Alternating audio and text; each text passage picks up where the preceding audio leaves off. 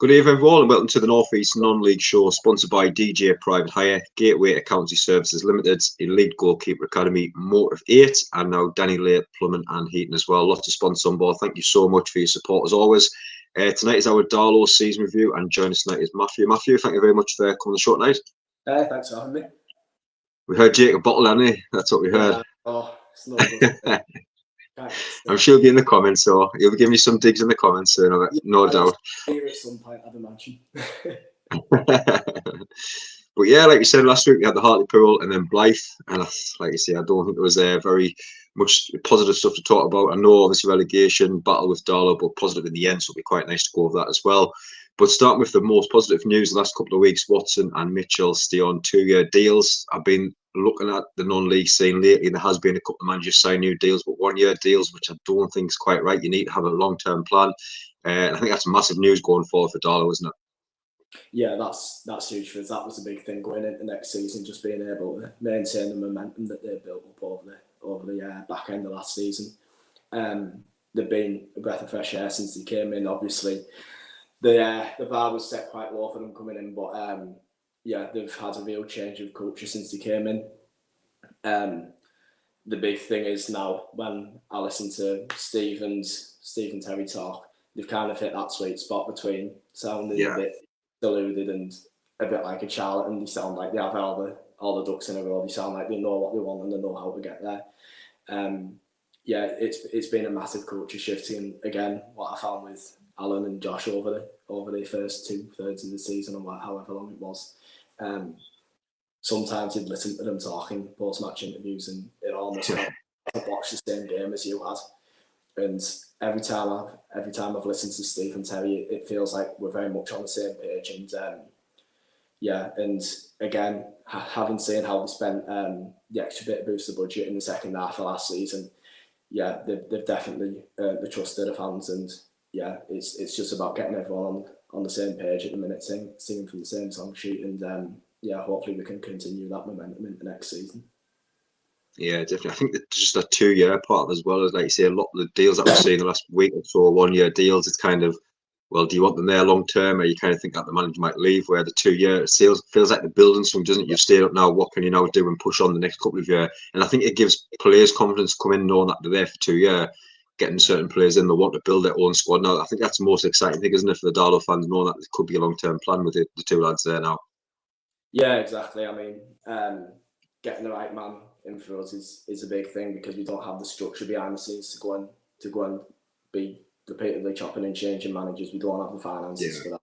And to be able to look long term with Steve and Terry, they've proven it wherever they've been. And I know people might look at what Watson did at Chester and say, yeah, that didn't quite go to plan. But I think if you ask any Chester fan on a personal level what they think of Watson, they'll only have positive things to say about him. I think his spell there goes a lot deeper than the results that you see on the surface level. York, again, he should have won the league there. Had Corbyn not stopped the season, I still believe York would have gone on to win the league there, because Kingsley were losing momentum at the time.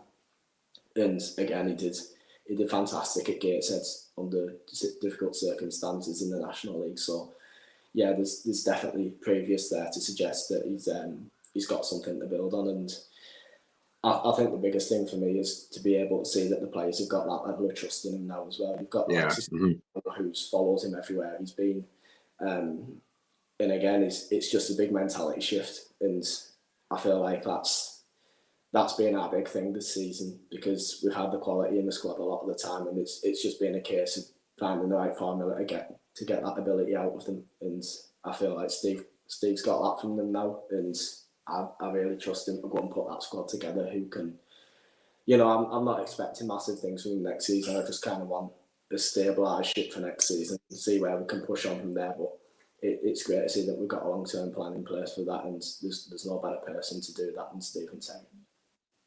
Yeah, I think it was nice to see. Obviously, Watson signed first, but then Terry Mitchell. I think the more comments were coming for Terry to say it was the more over the moon that he stayed on as well. I think it's just nice to have someone with that.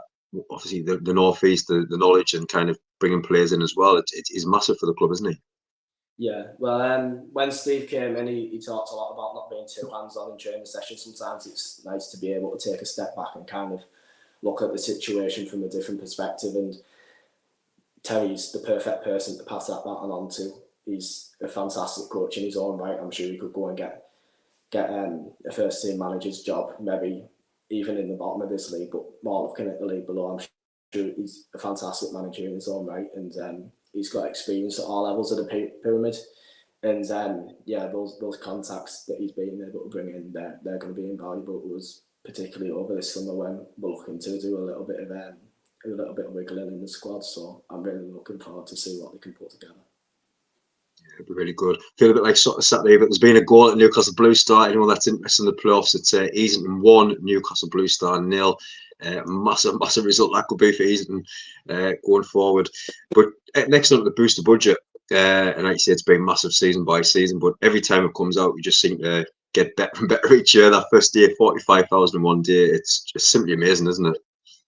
Yeah, I gotta say, and I don't think that'll ever waver with our fans. I mean, even when you look at the January booster budget, we've got 30k in there when we needed it, and you know, I can understand anybody. I mean, I was one of them who went and said, unless we can have a massive shift here, then what is the point? Yeah. Down the hole here. But yeah, fair play to anybody who got behind that and believed in that. So, you know, I don't think that kind of support's ever going to waver with our supporters. We're well aware of the responsibility that we've got as owners of the club, and you know, we've got that feel good factor going into this summer. That although we had a better overall season last season, there was kind of a flatness to it, and there was a lot of signs DJ going into last summer, and we still managed to pull 165 or something like that last season. Absolutely ridiculous. And we've heard a few murmurs of can we push 200 this season? I mean, I think that would be really ambitious. But then again, if you'd asked me this time last season, 160 odd, I'd have said that's also ridiculously ambitious. So, you know, as long as we can go and match what we did last season, I think that will give the coaching staff more than enough to work with going into the summer. But as we say, yeah, they never quite fail to amaze us Darlow fans, and yeah, we could be sitting here by the end of May thinking, well, end of June thinking we've got 200k in the bank here, and what better person we've got at the helm, and it's ridiculous. There's nothing else in the country like it, and you know, and I said the same last season. You see a lot of supporters of other clubs saying things like, you're throwing all that money at it just to finish, what did we finish, 16th this season, and you don't get it. Nobody else quite gets it like we do, because that's the money we need to even be competing in this league. Without this money, we'd be a step 3 or 4 team, and that's a big difference a fan base that really gets behind the club can make. So yeah, it's like nothing else that I've ever seen in the country, and yeah, I don't think anyone will ever quite beat us on that front. Definitely, I think it's a feel-good fact, like exactly what you said there. You finish the season well, obviously the contract news comes out, and you kind of put the other way and just say, for example, if you stayed up by 1 point and Garland was still manager, you kind of trust him with the money, where now you're just like, yeah, it's happy days, you don't care. It's the same when you're out and you've had a couple of pints and everything's going well, we'll have a couple of extra shots, because you're in a happy mood, you put more money in, don't you? And it makes sense, doesn't it? Yeah, I've got to say, and there's always a bit of a thing on Darlow fans with the social media towards the back end of the booster budget campaign. We're always egging each other on to put that last little bit on when we get to near a milestone, whether it's the 5k or the 10k, and that all it all builds up in the end. And what I really like to see as well when I go on the booster budget, particularly towards the end, you tend to see it more, is people just chucking in the odd 10 or 15 quid here and there, fiver. Exactly. It all makes sense, and whatever you can put in, it's always saving the club money somewhere, whether it's paying the players' wages for 1 week, whether it's putting it towards a transfer fee, whatever it is, you're always saving the club money somewhere. And I think that's the biggest thing for me, just seeing people of all ages, all perspectives from the fan base, just getting behind one cause and going, let's give the management team the best they can work with for the season, and hopefully they'll give us something in return to remember. Yeah, I think it's neat. I mean, get on to the next thing, which is squad changes. And I mean, we've looked at the loans going back, Little, Taylor, and Gandu, Saka, like a few players that's gone back as well. And you kind of think, right, we've lost quite a few players now, but I think it's just needed. I mean, I think it was halfway through the season, obviously talking about the squad, and we're just saying it was absolutely rubbish some of the players, they should be playing levels below kind of where Darla were, and you just said it wasn't needed. But I think now, obviously, with Mitchell, Watson, with the 2-year deals, they've seen players that they've brought in, players that they've had on loan, which potentially might go back in for as well. You expect a better and a bigger kind of squad going next season, wouldn't you? Yeah, exactly that. And to be honest, I've looked at the return list and I'm a little bit surprised at some of the players we are looking to negotiate new deals with. I thought Curry would be out the door. Curry impressed me a little bit mid-season, but yeah, having seen a bit more of him, I'm still not 100% sure on him. Lawler was excellent in the last running, but again, he's still very injury prone and it's been largely poor for 2/3 of the season. Rivers, I thought he might go away wanting to get a bit more first team football for this season. I thought I couldn't really see him going to a move back to Blythe and being a key part of their season next season. So, but again, he's a reliable player. He's not eating up a huge deal of the wage bill, and yeah, so we've got a few little, not surprises, but a few little. I wouldn't have been surprised if they'd gone.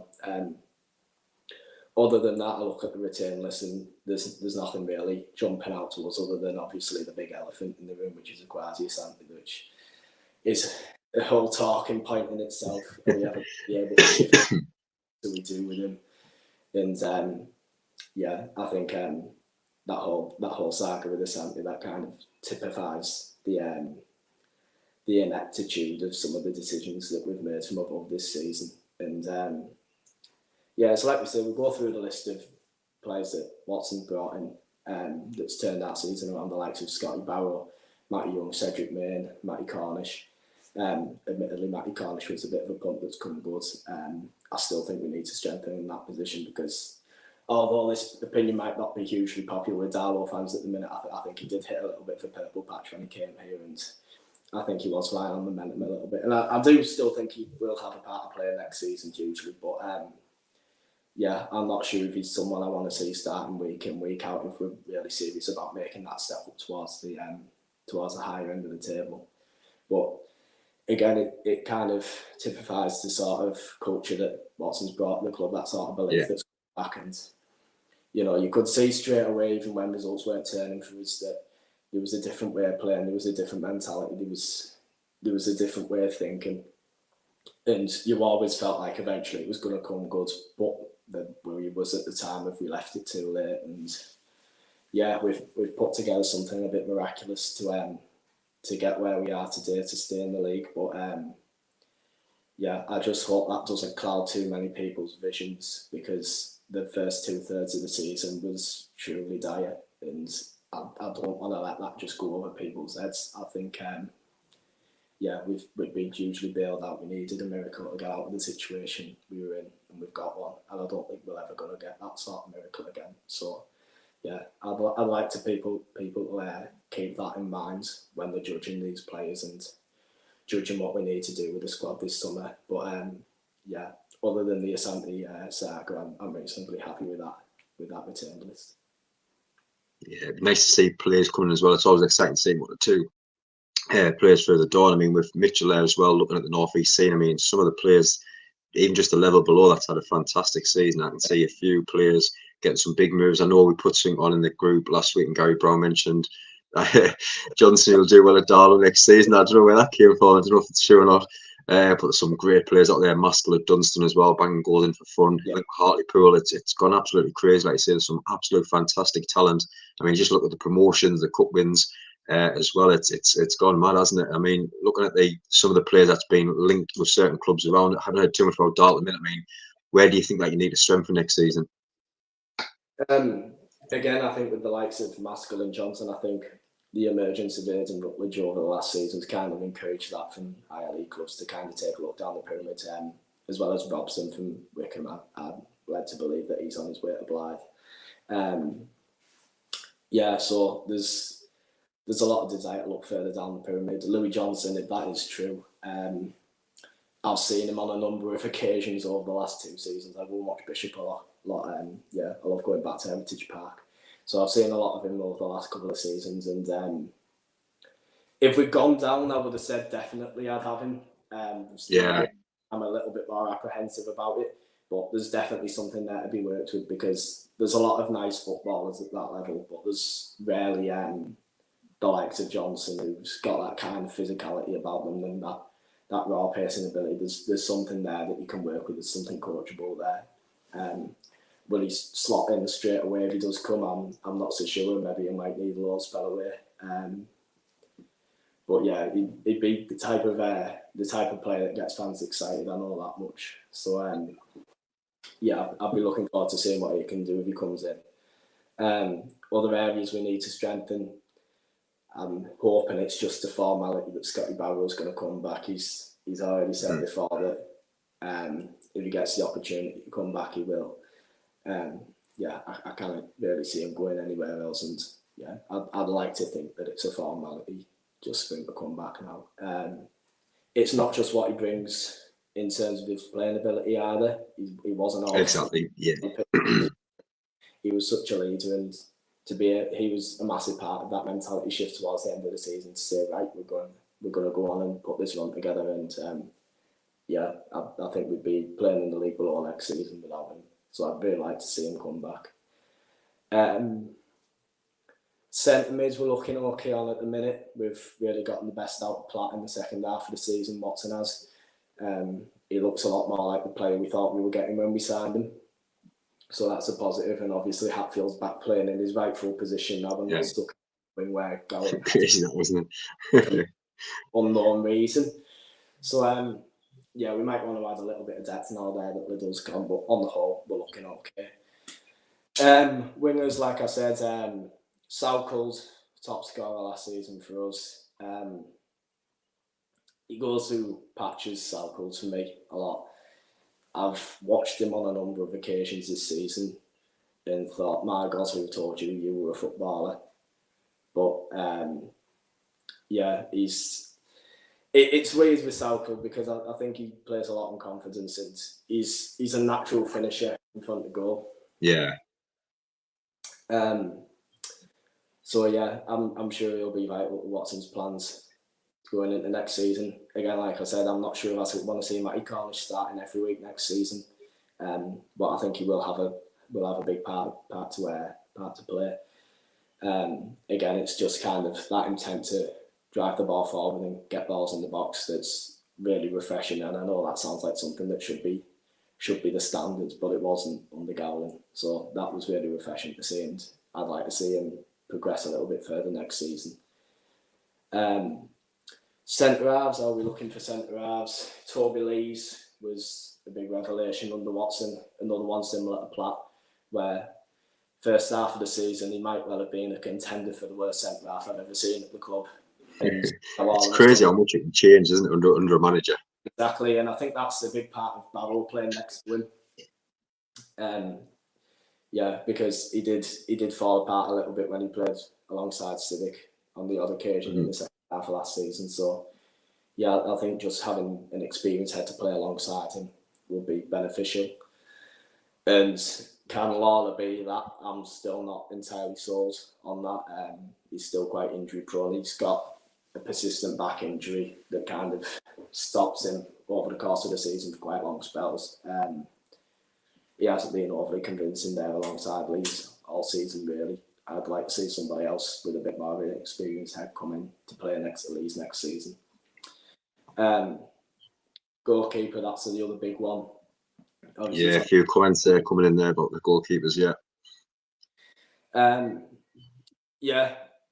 There's been a lot of debate over Tommy Taylor's ability this season, especially since Matt Young's coming in.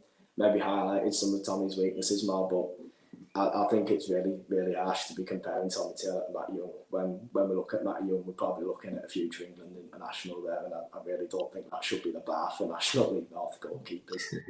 And I'm sure Tommy will probably end up at another half-decent National League North club. I think any club would be lucky to have him, but his time with us would probably come to quite a natural conclusion. Mm-hmm. In terms of who could get him, Joel Dixon's been transfer listed by Hartlepool. Not a player I know a huge deal about. He's got a bit of pedigree behind him, and Hartlepool fans were reasonably happy with him when he came in next season. Obviously, he came in presumably on the assumption at the time that they weren't going to get Pete Jameson, and then that deal became possible, so they kind of ended up with 2 first-choice keepers.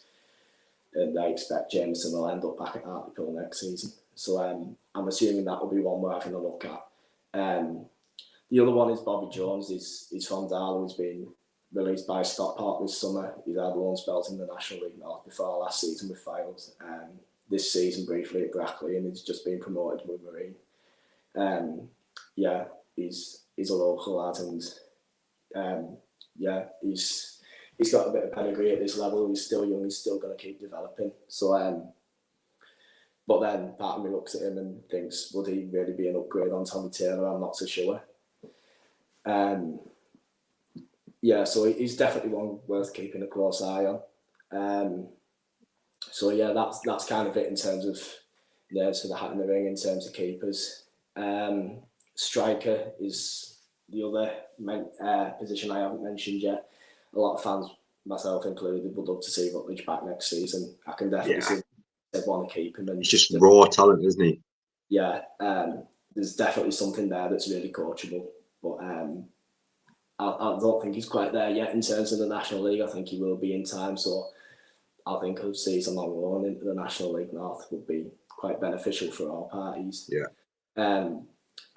Should that not come off, I don't know really. There's not really many names in my head for that. In terms of shoving him straight into the first team, maybe not quite there yet, but I would like to see us take a punt on Jack Maskell at Dunstan. 9 years old and been doing unbelievably well for Dunstan this season. Again, maybe he's not someone we could put straight into the first team, but he's one I'd like to see us get a hold of and develop over the coming years. So, Rutledge is the short answer to that. I think he works really well alongside Main. Probably not in the way that you'd expect it to in the traditional sort of way. You've kind of got Rutledge there as an actual poacher in the box, and Main does a lot of the ugly stuff where with the physicality you probably expect it to be the other way around. But I think them two bounce off of each other really well. And Nelson's a funny one because you never really know what he's quite capable of, do you, since his injury. But he's gone through phases where he's looked really good and he looked like he could be a 20-goal a season striker, and then other games he's non-existent. And I don't think he's somebody you could rely on over the course of the season. So I think he needs some reinforcement up there. But that's probably it in terms of names I've got in my head so far. Your times, though, isn't it? It's nice to talk about potential players that are coming in. Unless you got, like you say, if you got relegated, kind of dropping the bar from that down to that level, it's completely different, isn't it?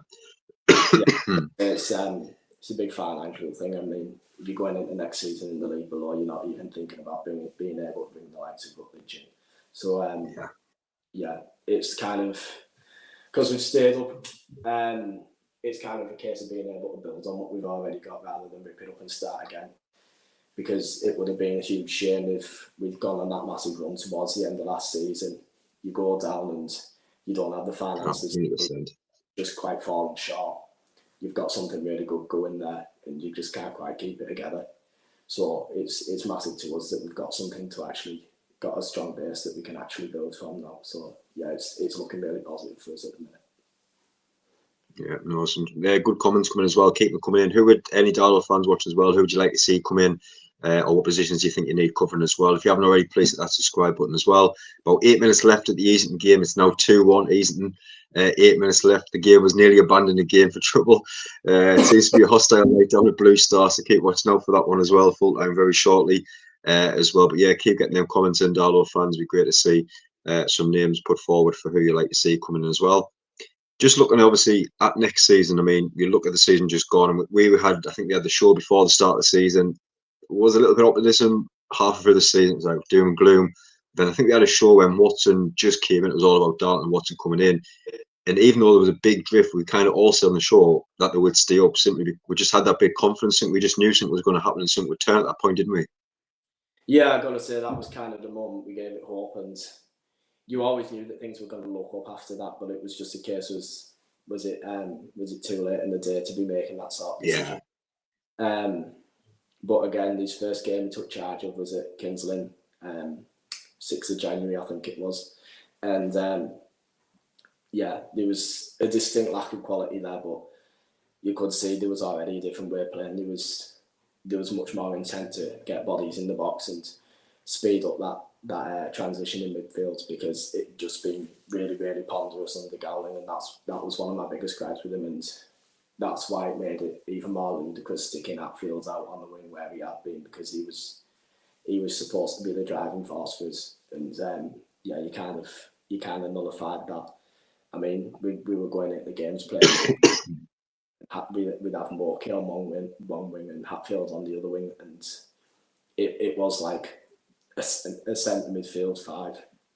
Yeah, it was doesn't work, does it? There was no width whatsoever, and all transition play was so ponderous. Yeah, it was often you'd have games where you'd have a lot of the ball and do absolutely nothing with it. But of course, that kind of lures fans into this kind of trap of thinking we're having a lot of the ball and we're playing well, when really we're not being effective with it enough. So straight away when Watson came in, he addressed that, and you go back to a more familiar formation and you get back to having players where they should be. So that was a big thing for us, and yeah, you could see that turn straight away. But it was just a case of bringing bodies in that could add that little bit of extra quality. And yeah, I think the real turning point for us was Main in terms of signings. I think yeah, we didn't look like goodbye goal before Main came in, and he manages to do that ugly part of the game really well on his own, and he brings other players into the game so well. He's composed in front of the goal. Yeah, I think that's the biggest thing for us. He takes that pressure off the back line, because people sit and talk about how many goals we conceded last season, but you are going to concede a lot of goals when your goal's getting peppered for 90 minutes every week. Some going to fly in. Yeah, we need some of that relief on the defence. So yeah, that was a big thing for us. So yeah, I don't think we'd have stayed up without it. And yeah, I remember I went to Banbury away on a Tuesday night. It was the last day of January, and we'd beaten Hereford on the Saturday at home. And I went, if we can show today that we can drag another team into it, and we can put a back-to-back win together away from home, we've got a chance. And if we don't, then that's it over. And we got beat 2-1. It was lacklustre at best. Banbury were very poor side that day, and yeah, I kind of resigned myself to relegation after that one. And then we look a month later, we've got Banbury at home from the rearranged fixture. And yeah, I went into that game off the back of Curzon away on the Tuesday night. It was the first time in Christ knows how long we put the back-to-back away in together. And I went, if we can win on Saturday, then that gives us a real fighting chance, and we're really back in the mix. And yeah, I think that's where the season really turns for us, and we never really looked back from there, even after a few wobbles. Yeah, it was flying, wasn't it? I think I kind of look at the aims now for next season, and I remember speaking to Watson outside the St James. It was a couple of years ago. I can't remember if he's just in between jobs, and chatting with him, he said he couldn't wait to come back to the North East and get his hands on the North East club back in the area. And I think just looking at it now, and I can imagine he sat down with the board and Terry, and you look at some managers that go, well, we'll just try and finish above here or finish here. But I can really imagine them setting themselves high for next season because of who they are and the players that they could attract coming in. I mean, as a fan, what would be your aims looking at now for next season?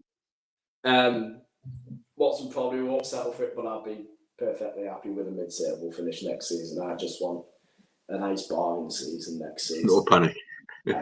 We don't have to worry about anything in particular. I just want to see the ship steadied a little bit.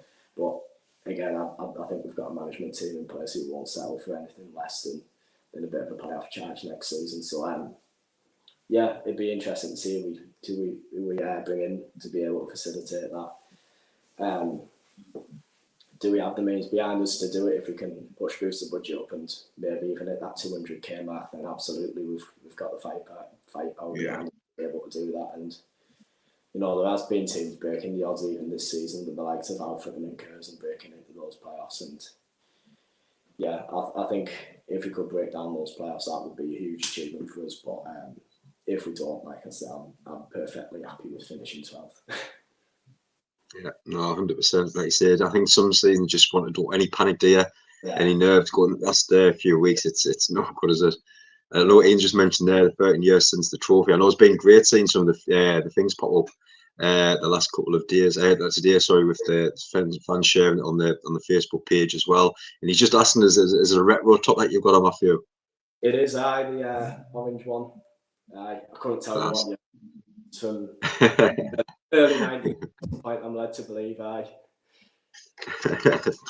So what we've been doing on our looking back season shows is a quick fire round. Some of the questions kind of tie in, especially the lows and the worst games that you've been to, normally tie in together. But we'll go through them. So 8 questions. To start with, number 1, what's been the biggest high of the season for yourself? Biggest high of the season was, by the way, that was the day we got out of the relegation zone tonight.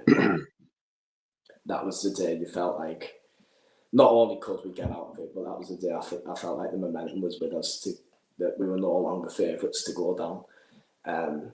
It felt like once we were out of there, we were never really going to fall back into there. And there's been a few contenders for the best high of the season as well. You know, South Shields away winning 4-1 there. Nobody ever saw that coming.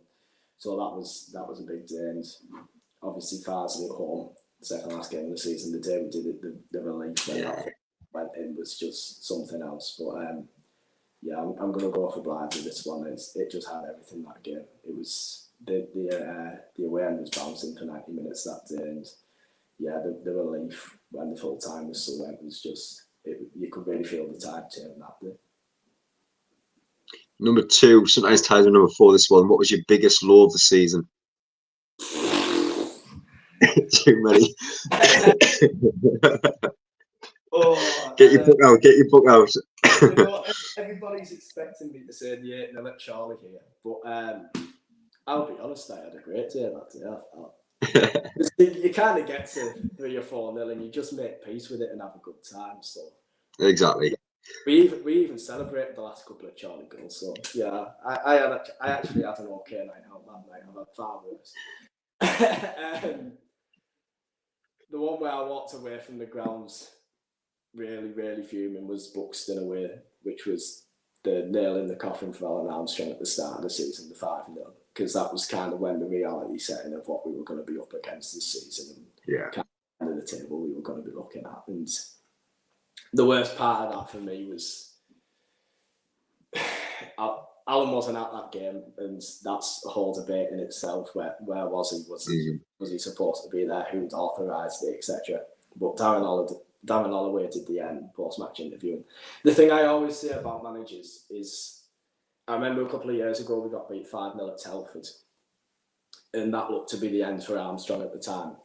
And this post-match interview, it was really, really painful to watch. I've never seen a manager look so defeated before in a post-match interview. Like he looked like he was ready to resign on the spot. But listening to him talk in that interview, it still felt like we were on the same page, and it still felt like where we were hurting. And for that reason, I was still in favour of giving him time to see if he could try and turn it around. What really upsets me and what really makes me panic is when managers in post-match interviews is when they don't seem to smell the danger. When you watch a post-match interview and they don't seem to have watched the same thing that you've watched, and you think, oh my God, we need to get them out of the club now. And that's what I felt in Aaron Holloway's post-match interview at Buxton. We've been absolutely trounced 5-0, and it should have been 7 or 8, really, to be honest. It was a real shambles. They took their foot off the gas massively in the second half. And I'm listening to that post-match interview, and if nobody had told me the score from that, if that score hadn't been mentioned, I'm listening to that post-match interview, and someone goes to me, what do you think the scoreline for that game was? I'd have gone, got beat 2-1 maybe. And I'm thinking it's just not a reflection on what you've watched at all. And it had been going on too long. And yeah, that was kind of the defining moment where you kind of realise what you were up against all season. Yeah. Number 3, your best match that you attended? In terms of entertainment value? Yeah, I'll go for that one. South Shields away had a bit of everything, didn't it? Obviously, the early red card turned it in our favour a lot. But even at 0-0 for a large period of the game, it was still pretty end to end, and we just kind of ran away with it at the end. And yeah, that's kind of the game that I look at and has everything. Someone's just mentioned in the comments there. Yeah. That was a fantastic day out. I'm not sure about the game, but it was a fantastic. We went 1-0 up early doors, and yeah, they had a clubhouse selling cheap pints, and one thing leads to another, and yeah, had a great day. Got to make the most of it, don't you? Yeah, so yeah, that was a fantastic day out, but yeah, in terms of the entertainment value of the match, I'm saying South Shields away. Brilliant. And the worst match, number 4. Again, there's been a lot of contenders. In terms of just pure dross, where I've thought this is like watching paint dry, it's Bishop Stortford at home just before Christmas. I mean, that was probably the nail in Gowling's coffin if he even needed one. Yeah, we got beat 2-0 that day, conceded 2 horrendous goals to concede. They even went down 10 men with about 20-25 minutes ago, and we didn't look remotely like scoring, and neither did they. So it was, yeah, it was a cagey affair with very little quality. And yeah, that probably felt like the end of that. After that day, it felt like even Gowling couldn't survive that. Yeah. Number 5, the best player of the season for yourself. It's been a lot of debate, this one, because you go towards player of the season, and can it's you like 3 seasons in one, isn't it? If I'm looking at a player that's been here all season, the only player I'm looking at and thinking, you haven't disappointed me at all at any point this season, and that's Callum Griffiths. But I think overall player of the season, in terms of who's made the biggest impact, it's Cedric Main for me. We go down without any of Gowling signings really, but not Gowling, without any of Watson's signings really. But yeah, Main was the biggest difference for me. I don't think we could have brought anyone in of the same calibre as him who was going to do the job that he did. So yeah, I'm going to go with Main. Good shout. And number 6, the biggest, what do you say, letdown of the season player? It's going to be Asante, doesn't it? Yeah, we've had a lot of letdowns this season. I could name you a full 11 of them, and they were I find it mental that I'm sitting here at the end of the season, and I'm not even saying Jordan Musto was the biggest letdown of the season, because he was truly abysmal. But yeah, for what he should have been, yeah, Akwasi Asante, that's just it's a horrendous bit of due diligence from everybody involved. That should have never ever been signed off at all. And I know they'll all give it to me, or you were buzzing at the time when we signed him, but I was under the impression that he wasn't going to be chronically overweight and that he was not going to be on 1,300 quid a week. So yeah, there's always conditions to this sort of thing. But yeah, now we've got a problem with him hoovering up 1,300 quid a week, and how the hell are we going to shift him? Nobody quite knows. So that's going to no doubt eat into some of the booster budget next season. Yeah. I mean, part of me feels like if he's going to be here anyway, do you try and utilise him as best you can? But I really think he's a lost cause, to be honest. I think you just... It feels like a really big understatement to just say, let that be water under the bridge now, let him sit on the rest of his contracts. But I don't think there's anything else you can do with him, to be honest. There's nothing else you can do there. Number 7, who would be the one player, if you could just sign any players that you mentioned earlier, possibly as well, who would be that one player that you would sign straight away? Rutledge. I think between Main and Rutledge, I think both of them could potentially be 20-goal a season strikers. Yeah, easy. And I think when you get two players that play together like that, I think yeah, you're absolutely in with, well, not just in the shout with the playoffs. If you both get them both fighting, they take you to playoffs on their own. So yeah, it's got to be Rutledge for me. Yep. Number 8, rating your season out of 10. What would you give the season? Again, it's easy to be clouded by the recency bias, but I can't give it better than the 3 for probably 60-70% of the season. It's been absolutely dire, and yeah, was it worth it for that last little bit? Yeah, but, yeah, I certainly would have put through that again. I'll put it that way. I think we had 3s and 4s last week from the Hartlepool fans and the Blythe fans. 3 tonight. Hopefully a bit high tomorrow from the Spenny fans. It seems to be getting better with it as the few weeks go on with how high the ratings could end up. I think it's Gator at the end, so I know obviously they missed out on the playoffs now because of daft rules, but hopefully the trophy might make up for it as well, hopefully. But no, Matthew, thank you very much for coming on the show tonight. It's been a pleasure speaking to you as always, and like you said, chatting about Darlow as well. And hopefully, fingers crossed, a nice, relaxing season for you next year. Hopefully, yeah. Hopefully not too much stress, and hopefully not going into the finals that I particularly worry about. That'd be nice, but that never seems to happen. So we'll see. I'm sure it'll be action-packed all over again. But again, as well, everyone that's been watching, thank you so much. Getting the comments in as well, really appreciate it. Please hit that subscribe button.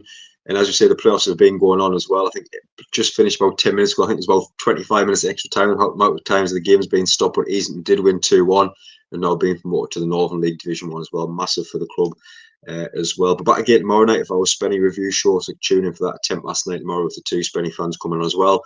But again, thank you everyone so much, and I hope you enjoy the rest of your night as well.